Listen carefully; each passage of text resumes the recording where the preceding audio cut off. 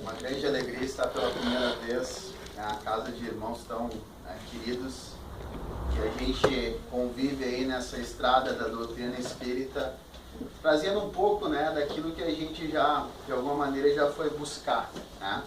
Porque aqui não somos professores, aqui não estamos aqui para inventar a roda, né? Está tudo aí, como o irmão disse, aqui estão as obras de Kardec. Há mais de 2015 anos atrás nós tivemos o Evangelho do Cristo, antes disso nós tivemos lá o Velho Testamento e tantas outras obras que vêm a engrandecer o nosso conhecimento como espíritos imortais que somos, né? Todos nós. Então, meus irmãos, a proposta na noite de hoje é que todos nós, unidos do mesmo pensamento, da mesma vontade, de compreender um pouco e fazer aquele questionamento. O que Deus está esperando de nós? O que Ele deseja de nós? O Cristo, Ele faz uma pergunta a todos aqueles que cruzam o seu caminho. Ele diz assim: o que queres que eu faça? Este é o questionamento do Mestre para com todos nós. O que queres que eu faça?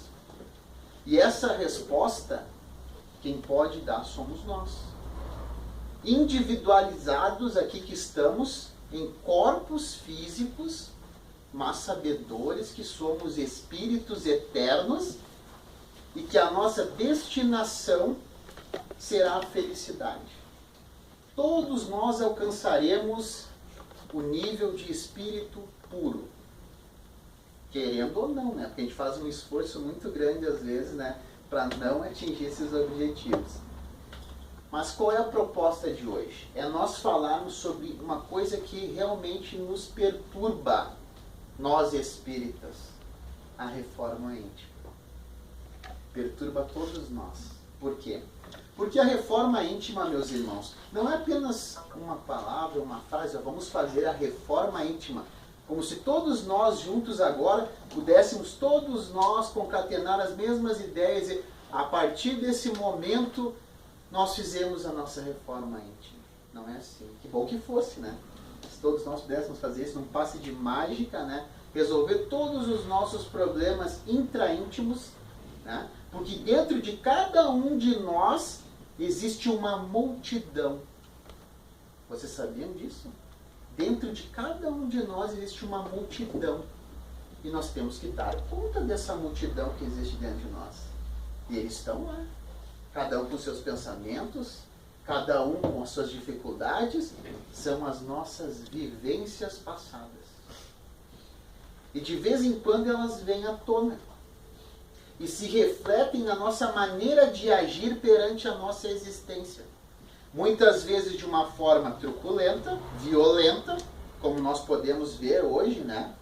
O que acontece no mundo, que não é diferente daquilo que vem acontecendo na história da humanidade. Quando nós trouxermos o exemplo que nós íamos trazer aqui para falar de reforma íntima, que é o nosso querido Paulo de Tarso, quando nós adentrarmos nesse exemplo, nós vamos verificar que o lugar onde Paulo atuava, o local circunscrito lá atrás, é muito semelhante com o local que nós estamos visualizando hoje na nossa existência. Por quê? Quais são as características? Existia um império predominante. Hoje nós temos um império predominante também, que é o império econômico. Né? Lá nós tínhamos o império romano. Hoje nós temos o império econômico. Né? Lá nós tínhamos as religiões, nós tínhamos o fanatismo, quase beirando a loucura, e o Cristo vem como um facho de luz e ilumina o caminho deste irmão amado, que à época perseguia e matava os cristãos. A frase célebre, às portas de Damasco, qual é? Paulo, por que me persegues? Esta é a frase que Jesus fala a Paulo. Esta é a frase que nós devemos fazer para nós mesmos. Nós estamos perseguindo a Jesus, mas nós vamos perseguir de uma outra maneira. Não da forma que o Paulo perseguia lá atrás, né? Perseguia os cristãos para dizer que tá. Nós vamos perseguir o Evangelho de Jesus. Obstinadamente. Todos nós. Porque esse é o único caminho que nós temos para a evolução. Para primeiro fazermos a reforma íntima e posteriormente darmos sequência à nossa evolução espiritual. Não existem sobressaltos, meus irmãos, nesta caminhada, nesta jornada. Todos nós aqui estivemos durante a história inteira da humanidade. Mesmo que venhamos a pensar, não, isso não é verdade, não pode ser. Isso é o nosso medo, o nosso receio e ainda a nossa falta de entendimento para não aceitar esta realidade. Isso é uma realidade. Jesus já exercia o eletromagnetismo há mais de 2.500 anos atrás. Jesus já falava em, se a tua fé tiver o tamanho de um grão de mostarda, você poderá dizer, sai daqui, montanha, e vai para lá. Será que ele falou metaforicamente só? Será que ele era uma parábola? Não. Hoje a ciência vem e nos esclarece. Todos nós somos energia. Todos nós emanamos energias. Cada um de nós tem uma energia peculiar, única. Ninguém é igual a ninguém. O que nos facilita o entendimento é quando todos nós vamos lá, né, no livro dos Espíritos, e nós temos na questão número 100, que na realidade não é uma questão. Ela mais é uma observação que os espíritos superiores fazem a Kardec, nos falando sobre a escala espírita. E ela nos diz que todos nós estamos em momentos intelectuais e morais diferentes. O Cristo veio à Terra para falar abertamente sobre o Evangelho de Deus. Porque o Evangelho é de Deus. O reino é de Deus. Quando João Batista, primo de Jesus, clamava no deserto, ele dizia o quê? Endireitai as suas veredas, porque é chegado o reino de Deus. Então ele estava preparando o caminho para o Cristo vir, sim, aí sim, com os ensinamentos.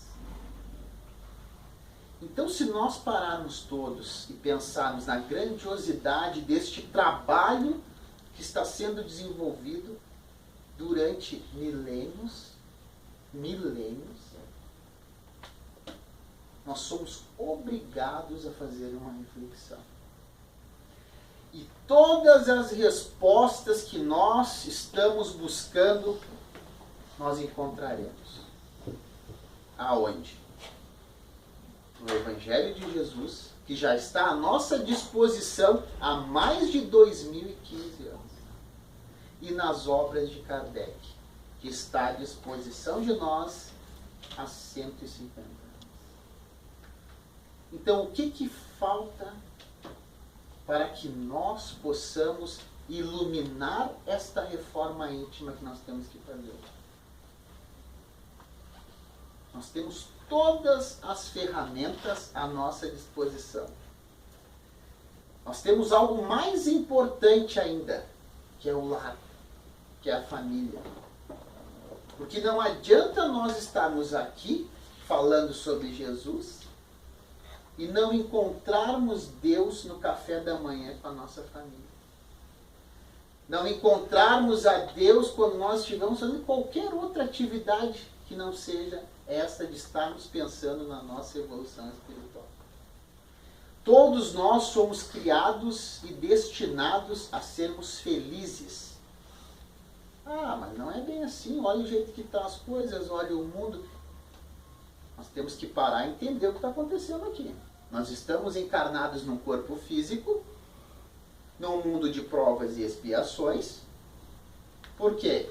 Porque Deus não existe? Ele quer castigar? Ele quer nos humilhar? Não. Ele quer fazer o que Jesus fez. Ele quer que nós venhamos a fazer o que Jesus fez.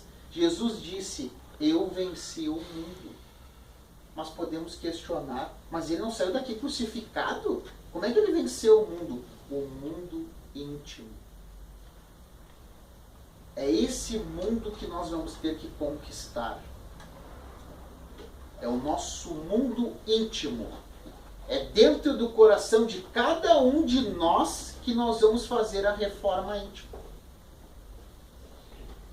Isso demanda tempo e demanda vontade. Sem esses dois componentes, jamais nós poderíamos atingir os objetivos que Deus quer que nós venhamos a atingir.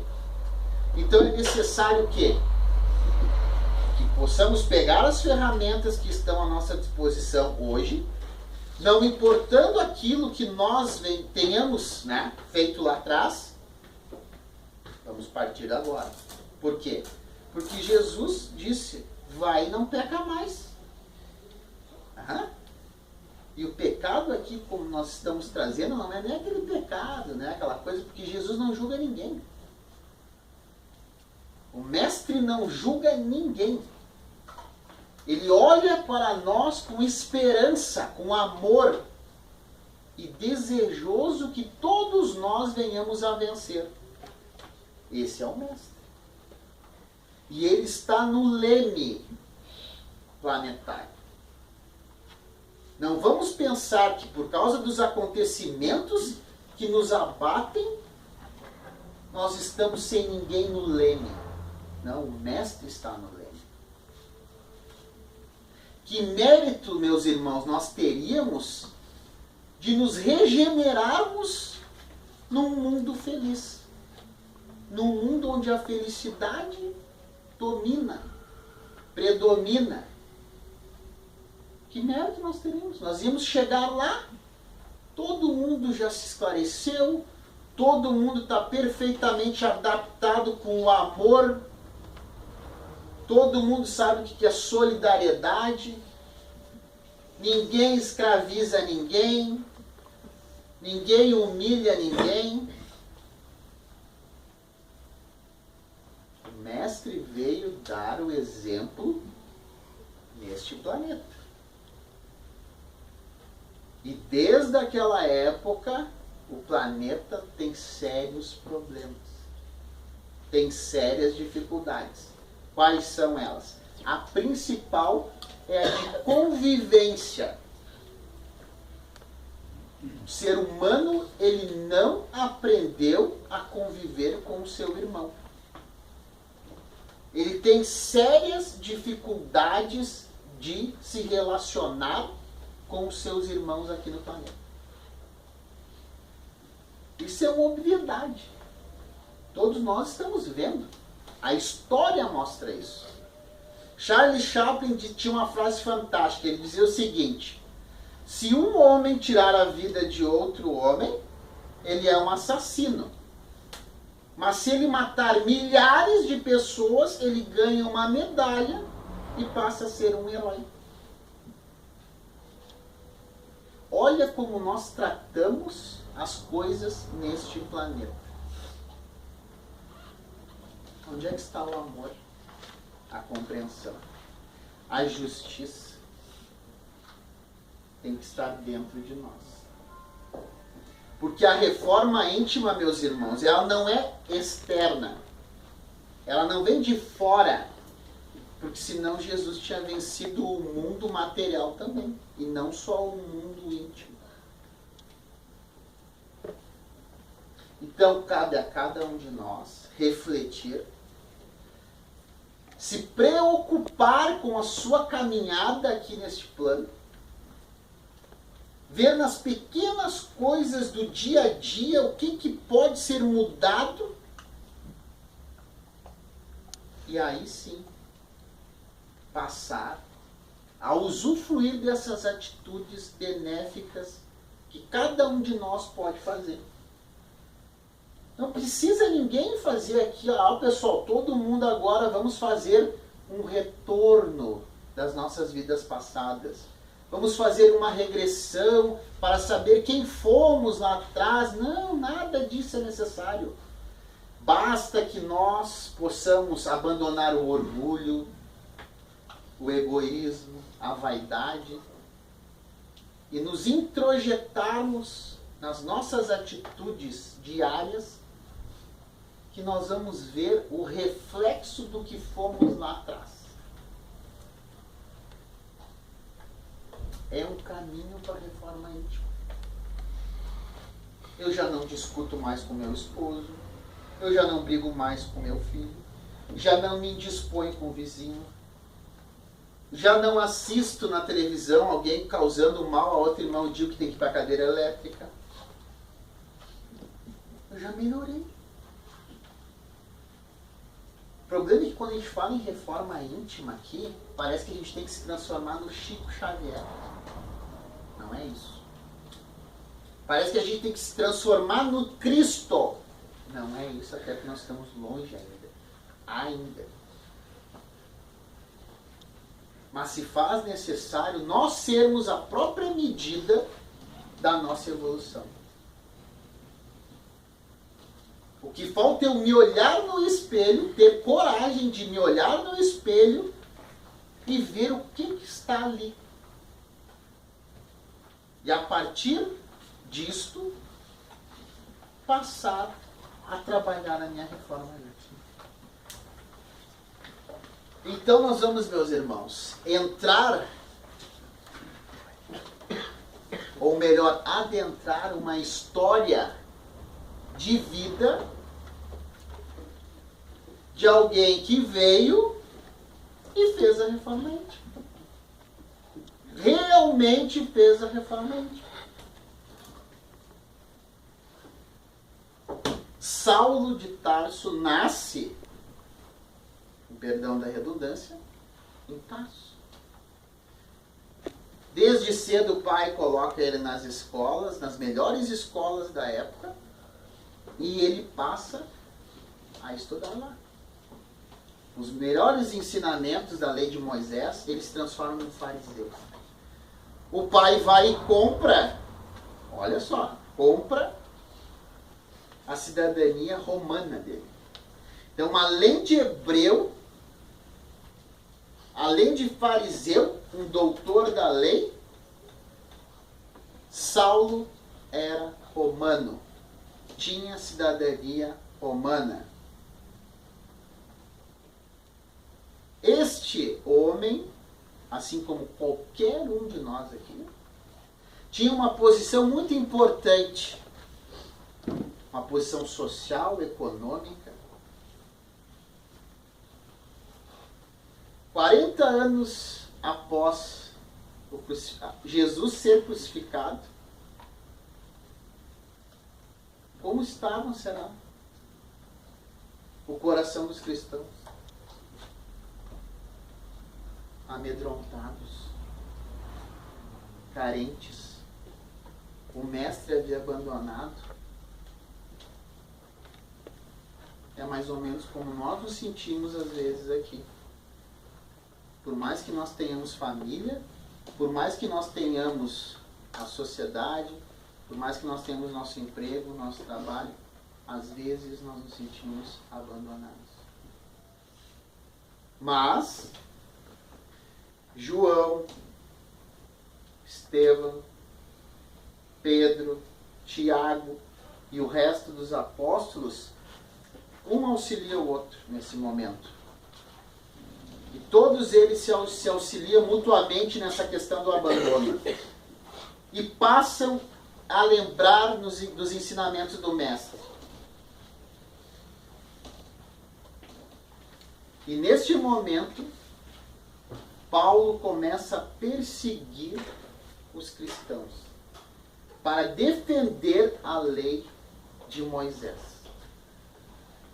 Porque se considerava um risco o que os cristãos falavam. Falavam em amor, em fraternidade, igualdade. E não mudou muito, né? começar a falar sobre essas coisas, aí dá problema. Ainda hoje. Então o que aconteceu? Paulo perseguiu, matou alguns cristãos, só que ele foi perseguir em Damasco o líder de um cristão, o líder cristão que estava lá, naquela sinagoga lá, em Damasco. Quando ele está às portas de Damasco, ele vê uma luz muito clara que o cega. Ele cai do cavalo e ouve uma voz. Saulo, por que me persegues? E ele pergunta quem é? E a voz responde, sou Jesus. Entra na cidade e lá tu saberás da vontade de Deus. E ele entrou. E aquele que ele veio para perseguir e executar foi aquele que devolveu a visão para ele.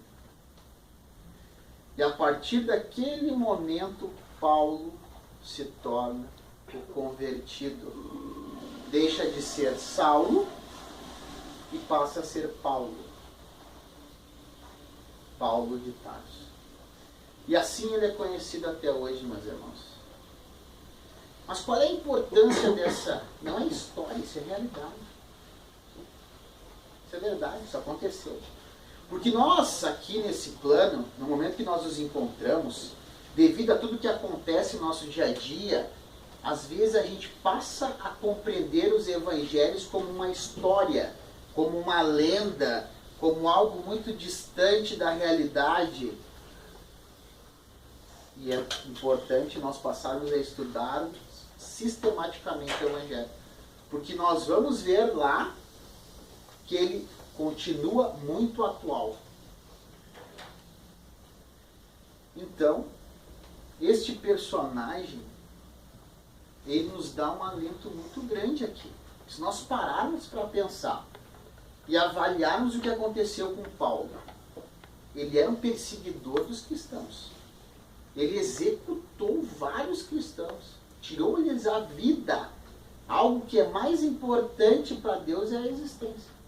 E mesmo assim, Jesus não o abandonou. Pelo contrário, Jesus procurou e disse, por que me persegues? E a partir daquele momento, Jesus foi informando Paulo a cada passo que ele deveria dar para trazer o Evangelho a todos. Não só aos hebreus, mas a todos. E hoje o Evangelho está à nossa disposição. Então, qual é a importância que esse livro tem para nós? Toda a importância. Toda a importância. Ali estão registrados acontecimentos, ali estão registrados momentos de homens e mulheres que fizeram a diferença no seu tempo. Ali está o exemplo que nós precisamos para termos coragem de nos salvar de nós mesmos. Que é por isso que nós estamos aqui. Nós estamos aqui para nos salvar de nós mesmos. E nós sabemos disso. Então, meus irmãos, olha a grandeza do amor de Deus, que transforma um assassino no apóstolo mais importante de Jesus. Ele sequer conheceu a Jesus. Jesus já havia sido crucificado. Então ele quase que implorava a Pedro e aos outros apóstolos, me fale dele. Diga, tu que andaste com ele, me fale dele, me conte como é que era. E Pedro dizia, não posso lhe falar de Jesus, porque nós só sentíamos ele. Tal era a psicoafetividade de Jesus. Tal era o eletromagnetismo que Jesus tinha. E esta criatura abençoada nós colocamos na cruz. E Jesus nos disse: a luz veio ao mundo e vós preferiram as trevas. Isso é uma verdade. E não podemos nos esconder dessa verdade. Não podemos fazer isso. Se realmente nós queremos fazer a reforma íntima, nós não podemos nos esconder da verdade absoluta de que nós preferimos as trevas. Porque senão nós não estávamos aqui mais. Senão nós já estávamos noutra jornada, noutra caminhada. Importante dizer, meus irmãos, que o plano espiritual, que a falange de amor que trabalha pro Cristo está à nossa disposição. À nossa inteira disposição. Para nos facilitar esse trabalho da reforma íntima. Mas como? Cada um de nós tem um companheiro. Um companheiro destinado que antes mesmo de nós irmos para cá, ele está conosco. Agora, depende de cada um de nós estreitar este relacionamento. Quanto mais nos afastamos do bem, mais o nosso irmão se afasta de nós. Mas ele não nos abandona. Ele está observando. Quando a gente pratica isso aqui de alguma caridade, algum bem, em prol de nós mesmos, e a primeira caridade é conosco. Ele vai se aproximando de volta. E vem vindo, e vem vindo. Até que nós possamos ter o merecimento de conviver com este irmão. E ele irá nos amparar na dor, no sofrimento e nas provas que todos nós temos que passar neste plano. Porque o plano é disso aí. Então não adianta nós fazermos que nem lá diziam antigamente, né, os hebreus, nos escandalizarmos com as coisas. Ah? Quando aquele menino apareceu na praia na Grécia, na Turquia, na Grécia, nós tivemos 10 minutos de indignação mundial. Depois nós voltamos a fazer os nossos afazeres. Ah, tu não pode dizer isso, posso. O que foi que aconteceu? Olha como o nosso poder de indignação está.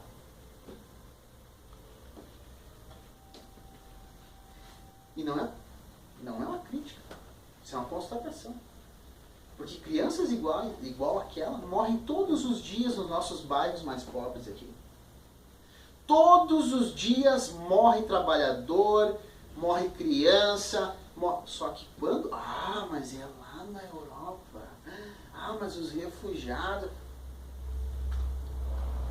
Nós somos assim, ainda somos assim. Nós não queremos saber dos nossos. Porque é mais cômodo. É difícil eu olhar para uma criança aqui, né? Passando fome. Mas eu quero auxiliar financeiramente lá uma criança lá na Etiópia, lá na África. Não. É válido? Claro que é. Nós vamos olhar para o lado aqui. Onde estão os nossos irmãos também. Que também são nossos irmãos. E o certo era nem estarem passando pelo que estão passando. Se o coração de pedra de uma minoria se beneficia disso, do poder econômico, que submete a todos nós a um estado escravizador. Mas aí, para falar sobre esse assunto, eu tenho que me demover de uma situação, que é a minha zona de conforto.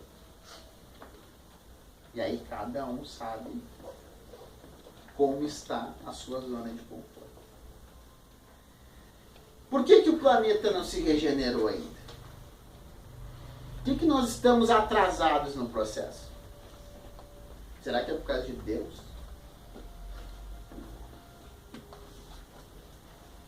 Eu acho que não. Cabe essa reflexão, meus irmãos. Por quê? Nós estamos na antessala do mundo de regeneração. E se nós quisermos continuarmos usufruindo deste plano que está chegando, nós temos que nos regenerar no campo íntimo do coração de cada um de nós. E se nós não fizermos isso, nós não ficaremos no planeta. Isso é uma notícia, né?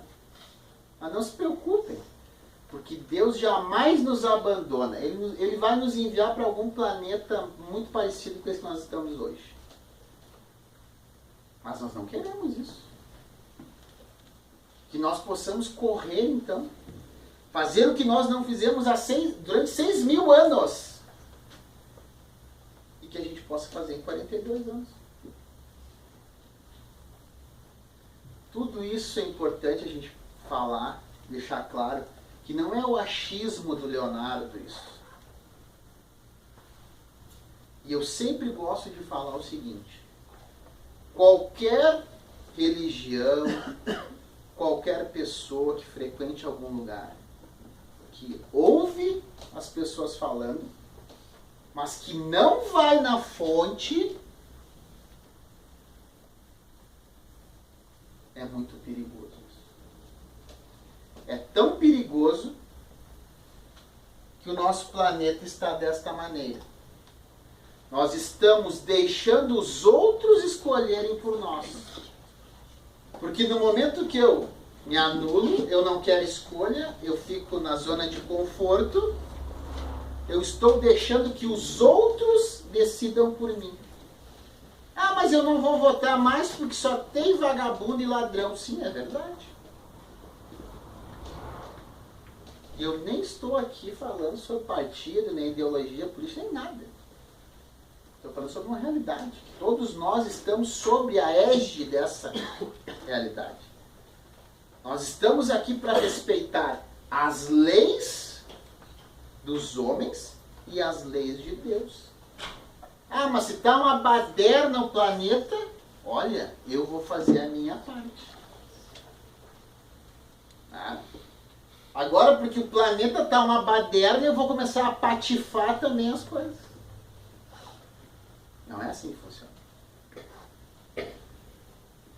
Então, meus irmãos, Jesus está no leme. Esta é a informação mais importante que nós podemos trazer na noite de hoje. Não estamos abandonados. Temos os nossos irmãos aqui implorando que nós possamos modificar isso aqui, a nossa caminhada evolutiva, para que eles possam dizer: oi, prazer, eu sou. Então, cabe a cada um de nós fazer essa introspecção e compreender em que estágio se encontra. Porque ninguém vai dizer para nós: ó, tu está no estágio tal. Não. Na escala espírita, que os espíritos trazem a Kardec, nós podemos ler lá as classes, as 3 classes, e sermos honestos com nós mesmos e nos enquadrarmos ali de uma forma honesta. Nós vamos estar sendo honestos com nós mesmos. Para encerrar, é necessário que nós possamos ouvir a Jesus e responder a Ele. O que quer que eu faça? É importante nós ouvirmos o seguinte: eu quero que tu derrame neste vaso a água da vida, para que eu possa estar ao teu lado e ao teu lado trabalhar em prol do meu irmão. Este é o objetivo central de tudo. Uma boa noite a todos e que Jesus possa nos acompanhar nessa jornada, assim como já o faz. Muito obrigado, Leonardo. Não falei, gente, que esse irmão aí é sensacional. Olha, eu não sou de rasgar seda para ninguém, não sou de puxar